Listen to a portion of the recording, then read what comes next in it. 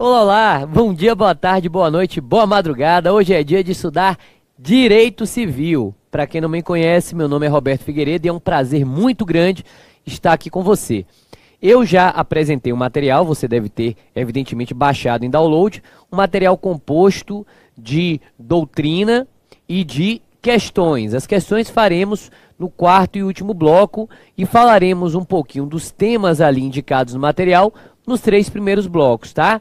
Seja muito bem-vindo, vamos colocar uma energia bacana, porque a gente tem muita coisa importante para estudar hoje. Você que está se preparando aí para o 25º exame. Vou me apresentar rapidamente, você encontra aqui as minhas redes sociais, para quem quiser aí me dar a honra de seguir nas redes sociais. E a gente começa com o tema de número 1, posse. Posse é o tema que eu quero introduzir com você.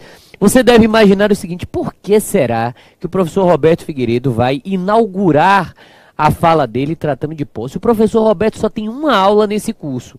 Esse curso é intensivo. Então por que será que ele está elegendo como pedra de toque, como primeiro assunto, o tema da posse, não é? Bom, a posse é um tema que vai lhe socorrer, lhe ajudar, tanto no direito material quanto no direito processual civil. A posse é um tema híbrido. A posse é um tema de direito material civil, de direito processual civil. Então, é um assunto que potencialmente pode cair tanto lá quanto aqui. Ademais disso, a posse é um tema que estatisticamente aparece em provas de OAB. Então, você que está se preparando para o 25º exame, deve estar atento, porque a posse costuma cair. Bom, então está explicado aí porque nós escolhemos o tema da posse, não é? O tema que introduz o nosso bate-papo. Mas a gente vai começar apresentando o conceito da posse, para que você tenha uma ideia pedagógica do que é aquilo que você vai estudar, o que é aquilo que vai cair na sua prova, não é? E aí vem aquela pergunta muito simples: o que é a posse, né? O que é a posse? Vamos pensar junto? Vamos pensar junto? Eu tenho a posse desse relógio, eu tenho a posse dessa camisa, será que eu tenho a posse dessa sala? Será que eu tenho a posse do automóvel que me trouxe até aqui? Afinal de contas, o que seria a posse, não é? A posse, minha gente boa, é um direito autônomo, é um direito autônomo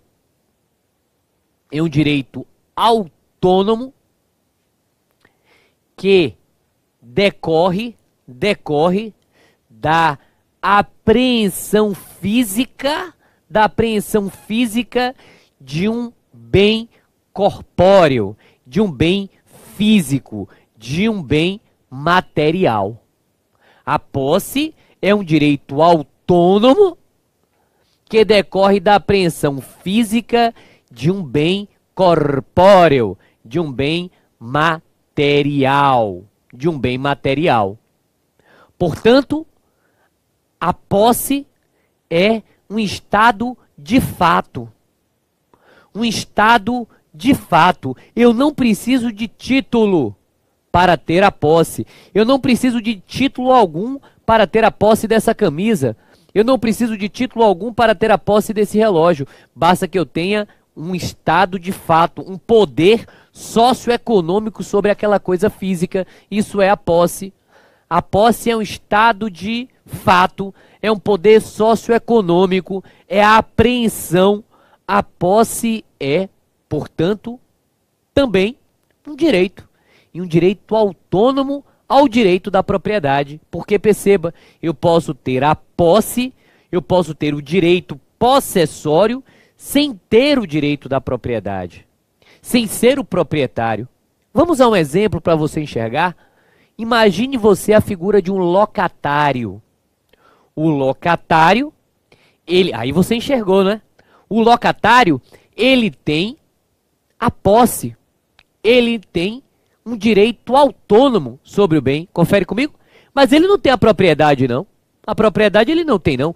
Ele tem a posse, mas ele não tem a propriedade. Por que ele tem a posse, o locatário? Porque ele tem a coisa física apreendida em seu benefício. Ele tem um poder socioeconômico sobre aquela coisa física. E é por isso que ele é possuidor. E é por isso que ele tem uma gama de direitos autônomos que o protegerá, inclusive contra o proprietário. Inclusive contra o proprietário. É interessante notar que a legislação brasileira não dá o conceito de posse. O Código Civil não traz o conceito de posse. Você viu o conceito de posse com a gente, mas o Código Civil ele não traz o conceito de posse. Ele traz o conceito de possuidor. O Código Civil diz quem é o possuidor. E isso está contido no artigo 1196 do Código Civil. Considera-se possuidor todo aquele que tem, veja você aqui e eu destaco, todo aquele que tem de fato. Então perceba que não precisa de título. Não precisa de título.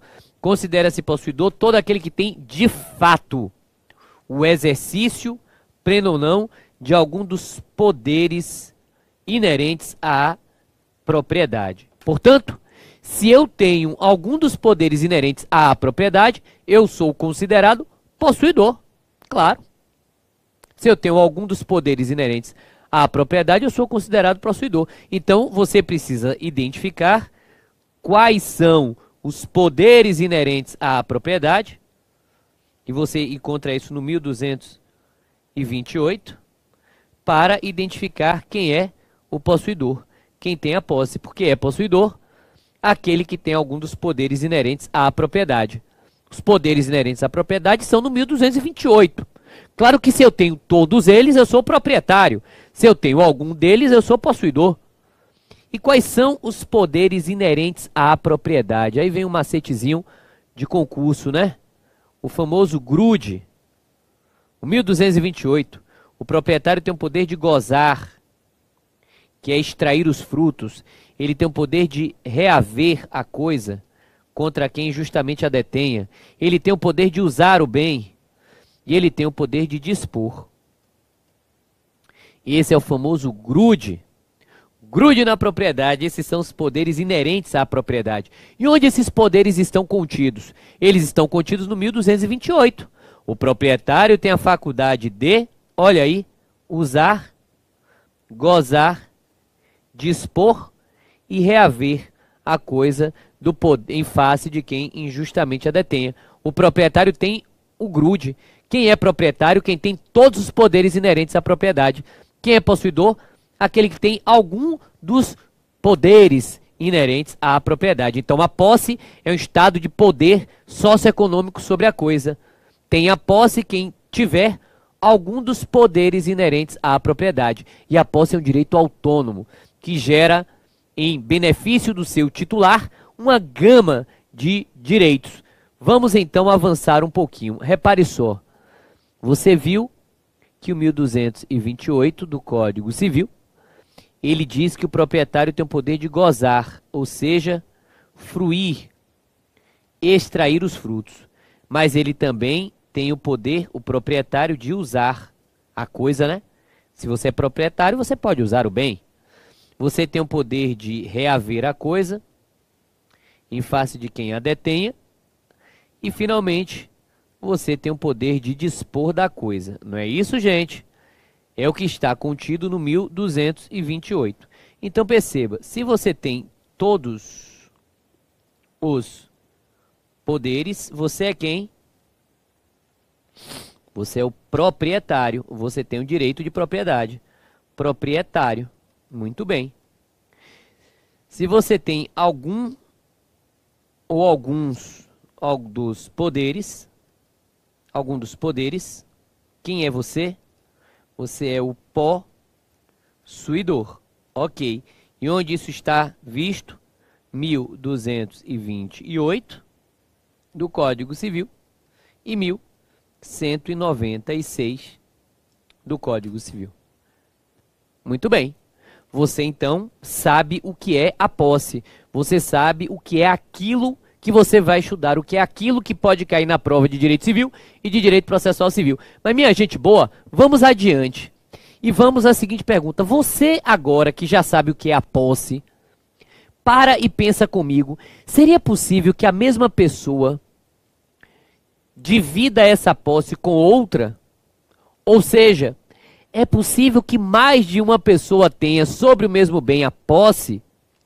Vamos avançar um pouquinho, porque eu lhe apresentei a posse na perspectiva de uma única pessoa. Eu tendo a posse desse estúdio, eu tendo a posse dessa camisa, desse relógio. Agora imagine que duas ou mais pessoas tenham a composse. Olha ela aí. A composse está presente no artigo 1199 do Código Civil. E a composse pressupõe duas ou mais pessoas tendo sobre o mesmo bem a posse. Agora eu não vou lhe dar o exemplo de um locatário. Agora eu vou lhe dar o exemplo de dois locatários. Imagine que Roberto e Marcos, que está trabalhando conosco hoje aqui me filmando, imagine que Roberto e Marcos sejam locatários, morem em um mesmo apartamento. Eles são compossuidores, eles têm o quê? A composse. Duas pessoas tendo a posse de um mesmo bem, de uma mesma coisa. Onde está isso na legislação? Porque a prova da OAB é letra de lei. Então você tem que estudar a letra de lei também. Onde está isso na legislação? 1199. Se duas ou mais pessoas possuírem coisa indivisa, poderá cada um a exercer sobre ela atos possessórios, contanto que não excluam os dos outros compossuidores. Então isso é a composse. Ou seja, o condomínio da posse, quando duas ou mais pessoas têm sobre o mesmo bem a posse. A posse pode ser, portanto, titularizada por uma única pessoa, como a posse pode ser titularizada por várias pessoas. Imagine uma comunidade, um grupo social que ocupa uma determinada área. E se você estiver diante de uma composse, atenção para o que lhe diz o Código de Processo Civil. O Código de Processo Civil, no artigo 73, parágrafo 2º, então olha uma dica de CPC aí para você. Ele afirma que nas ações possessórias, a participação do cônjuge, do autor ou do réu somente é dispensável nas hipóteses de composse ou de ato por ambos praticado. Então, em havendo composse, o compossuidor deve estar emitido na posse do bem. Ok. Então, Robertinho, vamos aqui para a câmera 2 entender um pouco melhor. Então, Robertinho, deixa eu ver se eu entendi. Posse é um estado de fato sobre uma coisa física, uma coisa corpórea, beleza. Possuidor é aquele que tem um dos poderes inerentes à propriedade, beleza. Posse é um direito autônomo, ok. Posse não se confunde com propriedade, ok. Proprietário é aquele que tem todos os poderes do 1228, ok. Compossuidor é quando uma pessoa tem com outra a posse de um mesmo bem divisível. A exemplo do locatário, ok, beleza, ó. Palmas para você. Você está indo bem. Agora, cuidado. Cuidado porque, às vezes, você tem algo que parece com a posse, mas não é a posse. Cuidado. Agora, atenção. Gente, imagine você, um motorista que dirige um veículo na qualidade de empregado de alguém. Imagine o preposto de uma empresa. Imagine o capataz de uma fazenda. Imagine aquela empregada doméstica que fica na sua residência enquanto você sai de casa para fazer alguma atividade externa. Será que essas pessoas têm sobre o seu bem posse? Percebeu a pergunta? Me fiz claro? Será que essas pessoas são possuidoras do seu imóvel? Para você responder essa pergunta, basta você fazer uma reflexão muito simples. Essas pessoas poderiam ajuizar a ação de reintegração de posse se sua casa fosse invadida? Uma empregada doméstica poderia ajuizar uma reintegração de posse do seu imóvel? Intuitivamente você disse que não, né? E você está certo. Mas por que será que o preposto da sua empresa, que o capataz da sua fazenda, que a empregada doméstica da sua casa não podem ajuizar uma ação de reintegração de posse? Por que será? Simples, simples. Repara aqui comigo. Tais pessoas não podem ajuizar essas ações porque elas não são possuidoras. Elas parecem que são possuidoras, mas elas não são. Na verdade, elas exercem a posse em seu nome. E por isso, elas são chamadas de servidores da posse, servidoras da posse, ou fâmulos da posse, que você conhece popularmente pela palavra detentor. Olha ele aí, no artigo 1198 do Código Civil.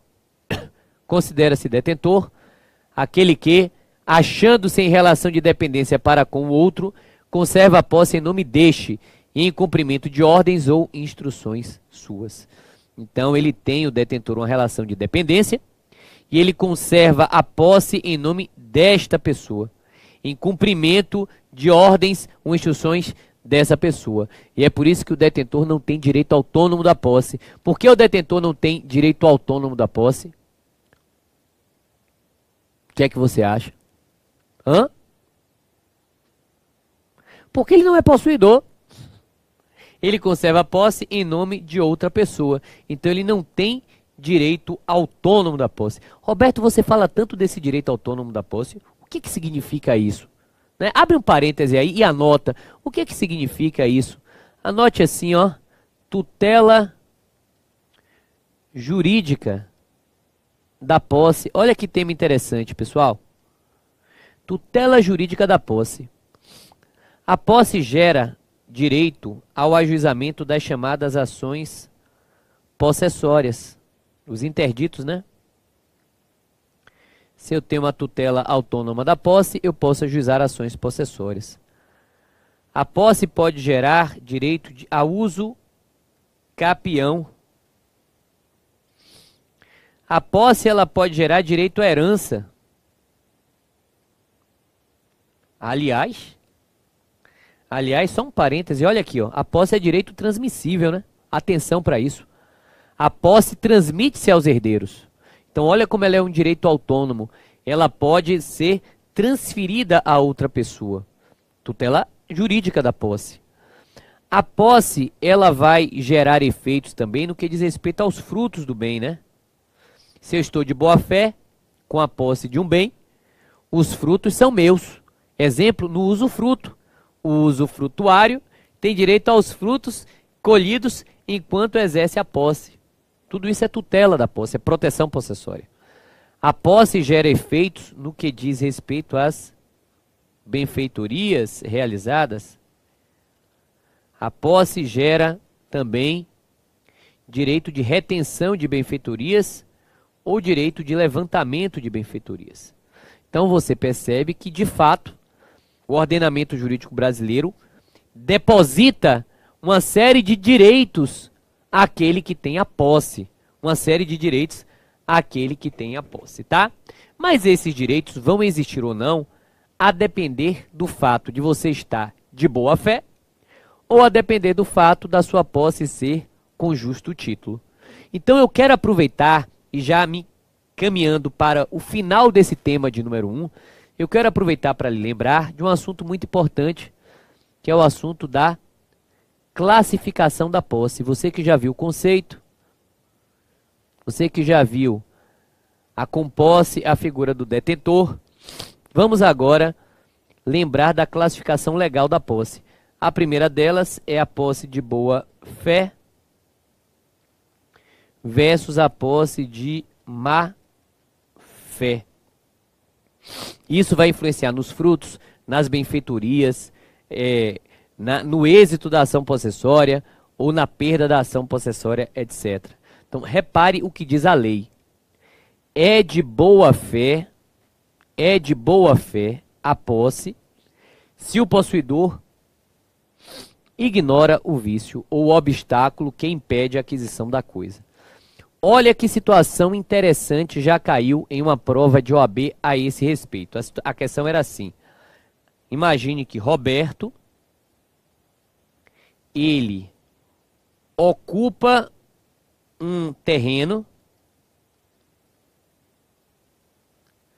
e ele acredita que esse terreno que ele, Roberto, ocupa,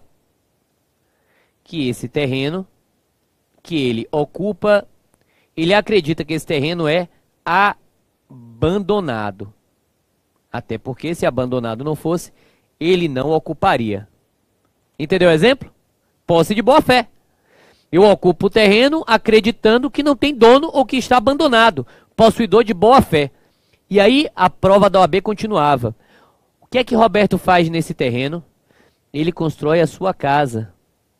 Ele faz uma benfeitoria, né? E aí ele vai nessa casa estabelecer a sua moradia. Tudo bem? Até aí? Beleza, quem fez isso? O Roberto, né? Imagina o meu exemplo que Luciano é o proprietário. Imagine no meu exemplo que Luciano é o proprietário. Como proprietário, Luciano pode se utilizar do 1228 do Código Civil para reivindicar a propriedade. Confere comigo?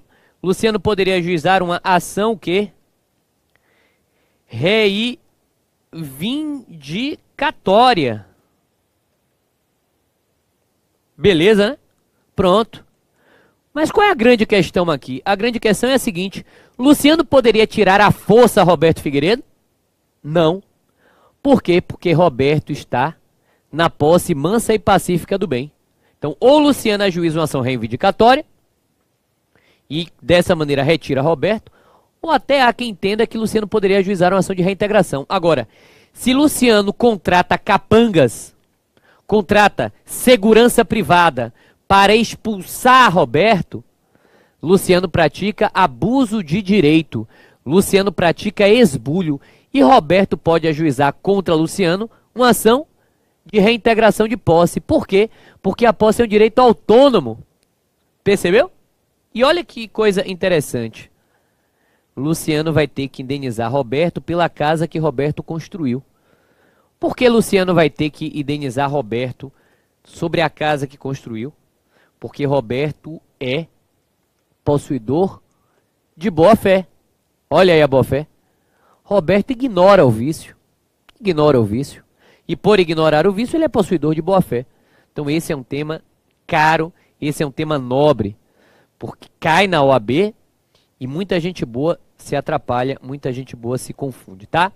Bom, ao lado dessa classificação, posse de boa fé e posse de má fé, e você verifica que a pedra de toque nessa classificação é saber se o possuidor ignora o vício ou se o possuidor não ignora o vício. Ao lado dessa classificação você tem uma segunda, que é a posse justa versus a posse injusta. Você encontra também direto na legislação brasileira. É justa a posse que não for violenta, clandestina ou precária. Então o conceito de posse injusta é um conceito técnico. Como assim, Roberto? Se a posse for violenta, a exemplo de um esbulho, né?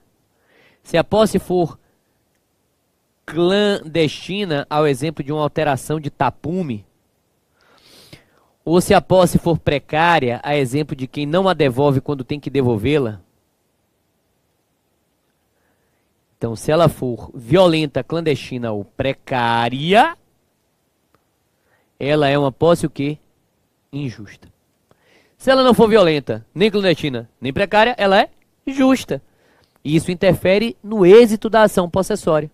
Então, é injusta a posse se for violenta. Exemplo de posse violenta. O sujeito chega com a arma aqui, ó, encaixadinha, levanta, demonstra a arma para o outro e diz: saia, senão eu lhe mato. Posse violenta.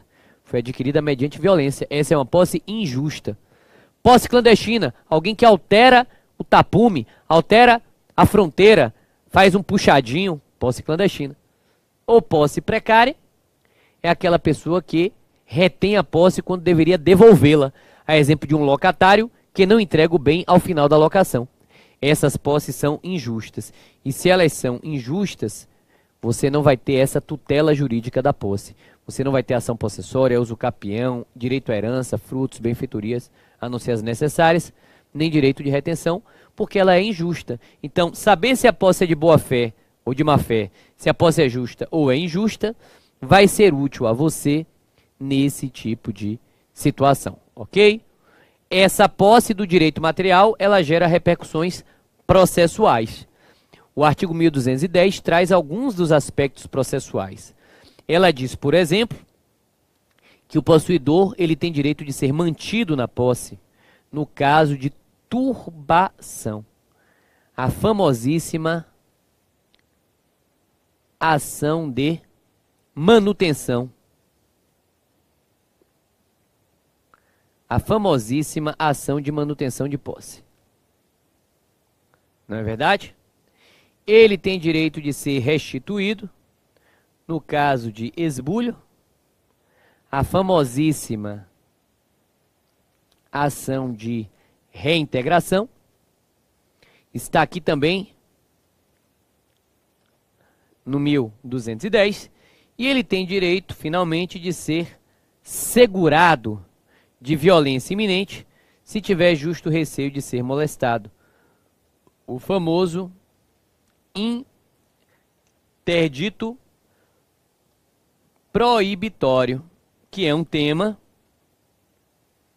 preventivo, que é uma ação de natureza preventiva, o interdito proibitório. Olha, eu tenho receio de ser molestado por conta de uma greve que farão. Então eu vou ajuizar preventivamente uma ação possessória denominada interdito proibitório para ser assegurado de não sofrer essa violência, tá? A dica que eu vos dou é que dê uma olhadinha no CPC. O CPC disciplina o tema das ações possessórias a partir do 554. A propositura de uma ação possessória em vez de outra não obstará que o juiz conheça do pedido e outorgue a proteção legal. Então o CPC, ele precisa ser lido por você. Esse capítulo das ações possessórias é um tema de processo civil, então não vou tratar dele aqui, né? Minha matéria é direito civil. Mas ele já começa no 554, tratando da fungibilidade das possessórias, né? Se você não ouviu ainda falar nesse assunto, estude ele, pesquise, complemente com a sua leitura. E ele vai tratando das ações possessórias coletivas, né? Um grande número de pessoas, etc. Então é importante você, na medida do possível, também ler um pouco das ações possessórias. Lá no 560, você encontra no CPC a manutenção e a reintegração de posse, a disciplina. E como sua prova é letra de lei, não estamos aqui nos preparando para uma segunda fase de magistratura federal, estamos nos preparando para uma prova de primeira fase de OAB. É letra de lei. Então eu faço questão de deixar no material essa legislação e lhe recomendo que leia a legislação toda. Leia a legislação na sua inteireza, tá? Vou introduzir de logo o tema de número 2, que é o tema da uso capião, da ocupação pelo tempo a uso capião, que é uma forma de aquisição da propriedade. Então, a gente que já falou um pouquinho sobre a posse, a gente vai falar um pouco agora, rapidamente, sobre o tema da uso capião, que já caiu em segunda fase de OAB, peça prática profissional, e já caiu em 3 oportunidades na primeira fase da FGV. Então, fique atento ao tema da uso capião. O que é a uso capião? O que é a uso capião? Ela é uma forma de aquisição da propriedade, tá? A uso capião é uma forma de aquisição da propriedade. Seja propriedade móvel, seja propriedade imóvel. Só que essa uso capião, para acontecer, ela tem 3 pressupostos necessários para ela acontecer. Para ela ser deferida pela justiça, 3 pressupostos necessários são exigíveis, tá? O primeiro pressuposto necessário é aquilo que a doutrina chama de posse ad uso capionem. Que nome estranho, hein? O que é a posse ad uso capionem? É a posse mansa? É a posse pacífica? É a posse contínua é a posse sem oposição. Então, para usucapi, em primeiro lugar, eu preciso ter uma posse típica de usucapião. Mansa, pacífica, contínua, sem oposição, com animus domini, com desejo de ser o proprietário. Mas isso não basta. Ao lado disso, o objeto tem que ser hábil ao usucapião. Afinal de contas, existem bens que não podem ser usucapidos. A exemplo dos bens públicos, artigo 102 do Código Civil e súmula 340 do STF. Então presta atenção, não basta apenas ter a posse ad usucapionem, é preciso também ter um objeto apto ao usucapião, um objeto hábil ao usucapião. Um objeto hábil ao usucapião. Nem todo bem pode ser usucapido. Bem público não pode. Não pode. A lei proíbe expressamente no artigo 102 do Código Civil. Bem público não pode ser usucapido. Nenhum bem público. E o Supremo Tribunal Federal afirma isso na súmula 340 também. Então não adianta ter apenas a posse se o objeto da usucapião não for apto ao usucapião. Finalmente, é preciso ter tempo. A ocupação pelo tempo, né? A aquisição da personalidade pelo decurso do tempo. E o tempo será um elemento muito interessante para nos levar às espécies ou modalidades de usucapião. Então, sem esses três elementos, não se pode usucapir. É bem verdade que podem existir outros elementos casuísticos, mas esses três elementos necessários são imprescindíveis a qualquer modalidade de usucapião, tá? Por falar em modalidades, eu vou deixar aqui com você um deverzinho de intervalo, porque a gente vai voltar nelas.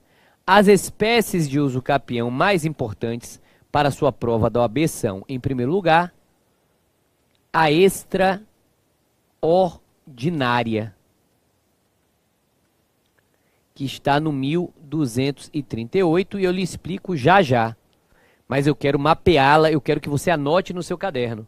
Anote, por gentileza, a usucapião extraordinária 1238. Ao lado dela, a segunda modalidade, a ordinária. Onde é que você a encontra? No 1242 do Código Civil. Temos ainda a usucapião especial, rural, encontrada no artigo 1239. Temos a usucapião especial urbana, que você a encontra no 1240. E temos a preferida do avaliador, que é a usucapião por abandono do lar.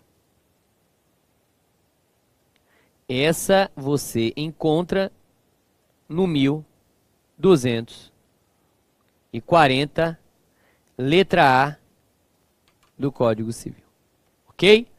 Voltaremos aqui exatamente nessas espécies para dar alguns toques, algumas dicas de identificação na hora da prova, como você acerta essa questão na hora da prova. Mas eu lhe recomendo que antes disso, leia esses artigos que eu ressaltei, faça a sua parte com essa leitura, porque já já a gente volta para bater um papo sobre esse tema, tá? Nesse bloco de número 1, nós vimos posse, ações possessórias e uso capião, não é verdade? Temas que foram importantíssimos no histórico da OAB e que certamente serão importantes no dia da sua prova. Já já voltaremos para o segundo bloco. É rapidinho, não saia daí!